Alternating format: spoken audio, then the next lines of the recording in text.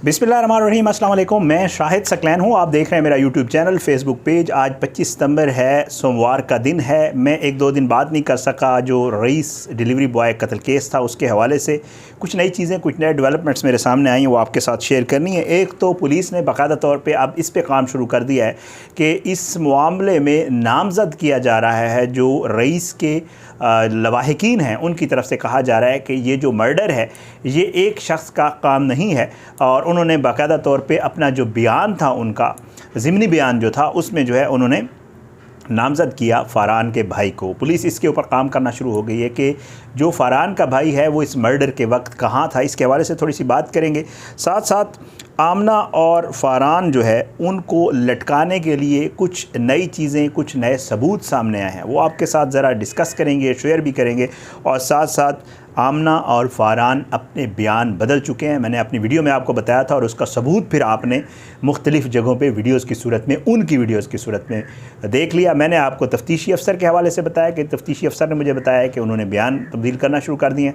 फिर आपने देखा कि मुख्तलिफ़ इंटरव्यूज़ जब उन्होंने दिए तो उन्होंने कहा कि जी हमने ये कत्ल ही नहीं किया और मुझे तो पता नहीं था और मैंने डंडा मारा और डंडे मार के छोड़ दिया और दो दोस्त साथ ले गए, उन दोस्तों को गिरफ़्तार करो, उनसे पता चलेगा ये सारा मामला है क्या। तो ज़रा इसके ऊपर आज की वीडियो में इंशाअल्लाह जो है वो आपके सामने चीज़ें रखेंगे। वही दरख्वास्त कि अगर आपने अब तक मेरा यूट्यूब चैनल सब्सक्राइब नहीं किया, मेरे फेसबुक पेज को लाइक नहीं किया, तो यूट्यूब चैनल को सब्सक्राइब करें। फेसबुक पेज पे वीडियोज़ अपलोड होती हैं, वहाँ भी अगर आप उस प्लेटफॉर्म पे हैं तो आप वहाँ पे ये वीडियोज़ देख सकते हैं। लाइक किया करें, शेयर किया करें। और फीडबैक जो है वो हमेशा मैटर करता है। कोशिश करता हूँ उसका जवाब देने की भी। फीडबैक ज़रूर दिया करें। सबसे पहले आपको बताऊं, हफ्ते वाले दिन ग़ालिबन मैंने वीडियो जब की थी तब तक रिमांड के हवाले से कोई फ़ैसला नहीं आया था और मैं आपको नहीं बता सका था कि हफ्ते वाले दिन क्या हुआ। हफ्ते वाले दिन फ़रहान और आमना दोनों को पेश किया गया था अदालत में। अदालत में पुलिस ने मज़ीद रिमांड की इस्तदा की थी और पुलिस ने अपने जो पर्चा रिमांड था उसमें ये इस्तदा की थी कि जी हमने इनसे मज़ीद तफ्तीश करनी है, अभी तक हमारी तफ्तीश मुकम्मल नहीं हुई है, तो इसलिए इनका मज़ीद रिमांड दिया जाए। और उसमें जो है वो जज साहब जो हैं उन्होंने 4 दिन का रिमांड जो है उसको एक्सटेंड किया था हफ्ते वाले दिन से।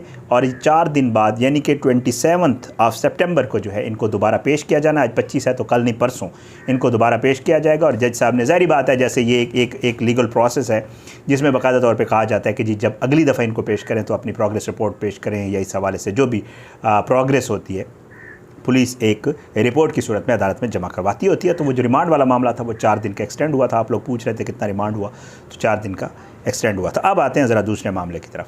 आपने खुद देखा होगा और इंटरव्यूज़ भी आपने देखे, उसमें एक सवाल जब पूछा जाता था आमना से कि जी आप जब ये मामला हो रहा था तो आप कहाँ थी, तो वो अपनी वीडियोज़ में ये बताती है कि जिस दिन हमारे कमरे का एसी ख़राब हो गया था और कमरे का एसी ख़राब होने की वजह से जो है वो मैं अपने देवर के कमरे में बच्चों को लेकर सोई हुई थी। मुझे नहीं पता कि हमारे कमरे में क्या हो रहा है। लेकिन इसमें एक चीज़ शक वाली थी। शक वाली ये थी कि जो रईस के घर वाले हैं उन्होंने बाकायदा तौर पे, ये जो रईस के दोस्त हैं, उन्होंने पुलिस को बताया कि जी जब हम छोड़ने गए तो 2 अशख़ास खड़े हुए थे बालकनी के ऊपर। मैं रिपीट नहीं करता, बहुत सारी बातें उन्होंने बताई। उन्होंने कहा कि जी 2 अशख़ास मौजूद थे। तो पुलिस को अब ये शक है कि अगर आमना अपने कमरे में नहीं थी, देवर के कमरे में थी, अगर आमना के कहने के मुताबिक, बल्कि अब तो ये भी है कि आमना उस मर्डर के टाइम वहाँ मौजूद थी। ये चीज़ें भी सामने आ रही हैं। पुलिस ये शक कर रही है कि अगर आमना मर्डर के टाइम वहाँ मौजूद नहीं थी और देवर के कमरे में थी तो देन देवर भी कहाँ था। देवर भी तो कहीं गया होगा ना, जाहिर है। लेकिन जब ये अक्रेंस हुई तो उस वक्त देवर घर पर तो मौजूद था, अपने कमरे में नहीं था, तो कहाँ था। तो ये जो रईस के घर वालों की तरफ से एक जो है बयान दिया जा रहा है, उनकी तरफ से ये कहा जा रहा है कि फ़रहान ने अकेले नहीं बल्कि उसके भाई, जिसको पुलिस ने जो है वो शामिल तफ्तीश करके उसको रिहा कर दिया था और उसको कहा कि जिसके ख़िलाफ़ कोई ऐसा सबूत नहीं मिला, तो वो कहते हैं कि जी उसका भाई भी इस मर्डर में बाकायदा तौर पे शरीक है। उसके घर वाले तो ये भी इल्ज़ाम लगा रहे हैं कि आमना भी उस वक्त मर्डर के वक्त उधर थी और बाकायदा तौर पर जो आमना के ससुर सास हैं उनको भी ये पता था कि ये मामला होने वाला है और उन्होंने इस मामले को होने दिया, रोका नहीं। बहरहाल पुलिस अब इस एंगल पे तफ्तीश कर रही है कि वाकई अगर आमना वहाँ नहीं थी और अगर आमना वहाँ थी भी सही तो जो देवर है उसका कितना किरदार है। जो रईस के वालिदैन हैं, जो रईस के लवाहिकीन हैं, बार बार कोशिश कर रहे हैं कि जिस मुल्ज़िम को छोड़ा गया उसको दोबारा गिरफ़्तार किया जाए और गिरफ़्तार करके उसको भी बाकायदा तौर पे उसी तरह इन्वेस्टिगेट किया जाए, क्योंकि वो ये समझते हैं कि इस कत्ल में उनका मुल्ज़िम 2 नहीं बल्कि 3 या 4 अफराद हैं। तो बहरहाल इस मामले के ऊपर अब मज़ीद जो है डेवलपमेंट्स होना शुरू हो गई हैं, तो इसके ऊपर भी आगे मामला चल रहा है। ये था ये जो इसके वाला मामला है। अच्छा, अब आगे आते हैं जी कौन बचा रहा है। अब आमना और फ़रहान के हवाले से आपने देखा कि जी उन्होंने बयानात बदलना शुरू कर दिए हैं। मैंने गुज़श्ता वीडियो में आपको बताया था कि जी उन्होंने ये बयानात, ज़ाहिरी बात है जब ये कोई केस चलता होता है और लीगल आपके साथ जो वकला आते हैं तो फिर वकला देखते हैं कि हमारे जो मुल्ज़मान हैं उनके बयानात क्या हैं। जब वो बयानात देखते हैं तो वो आगे फिर उनको लीगल एडवाइस देते होते हैं कि देखें अगर आप ये बयान देंगे, अगर आप जज साहब के सामने ये बयान देंगे तो आपको इसमें रिलीफ मिल सकता है। आल्दो ये मर्डर का केस है, मर्डर हुआ, अच्छा, और मर्डर की अक्रेंस और वो सारे मामलात बारहा मीडिया के ऊपर भी आ चुके हैं, ये मुल्ज़मान दोनों तस्लीम भी कर चुके हैं। लेकिन आपको उस दिन भी बताया था, दोबारा आज बता देता हूँ, 161, 164 दो बयानात होते हैं। पुलिस के सामने जो बयान दिया जाता है उसकी उस तरह लीगल वैल्यू तब तक नहीं होती जब तक वो मुल्ज़िम खुद जाके जज के सामने ये तस्लीम ना कर ले कि जी मैंने ये बयान दिया था और जो कुछ हुआ वो मैंने खुद किया था, कोई पुलिस का प्रेशर नहीं था, मैंने किसी के प्रेशर में ये बयान नहीं दिया। जज साहब के सामने जाके मान ले कि जी मैंने मर्डर किया है और मुझे सज़ा दी जाए, जो कि कभी भी नहीं होता।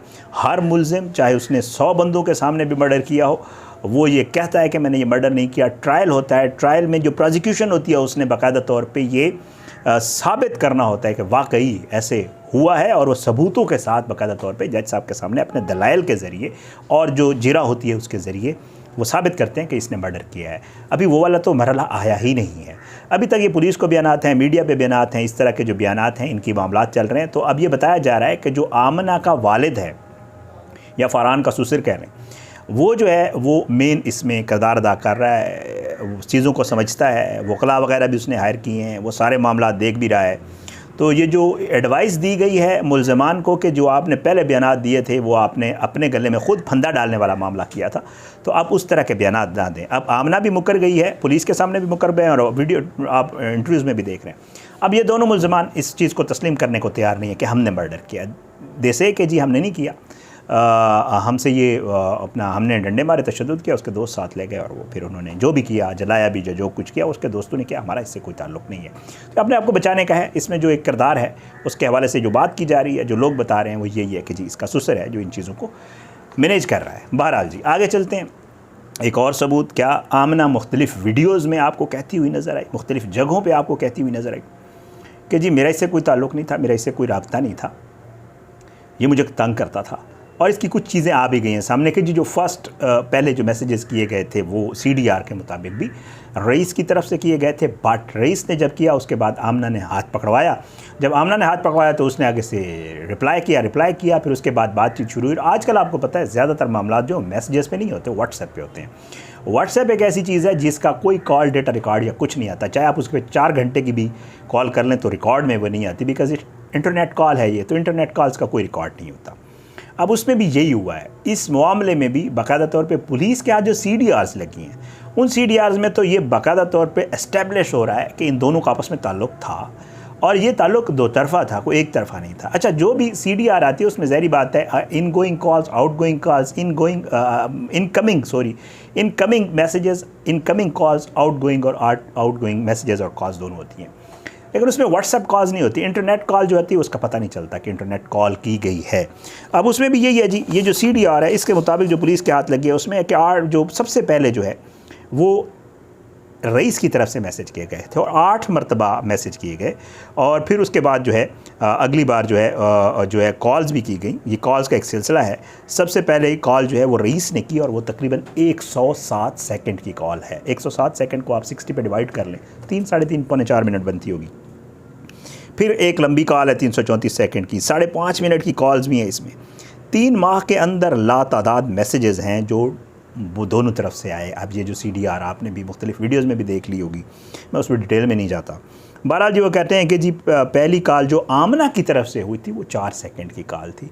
वो कुछ भी हो सकती है, ज़ाहिर है ये तो बंदा इसके ऊपर कोई ऐसे ही बात कर सकता है कि जी कुछ भी कहो। मे भी अगर कोई आपसे एड्रेस पूछे हो जी आपका घर कहाँ पे, आपका यही घर है, तो आप कहते हैं जी बिल्कुल यही घर है, तो ये मैसेज भी हो सकता है।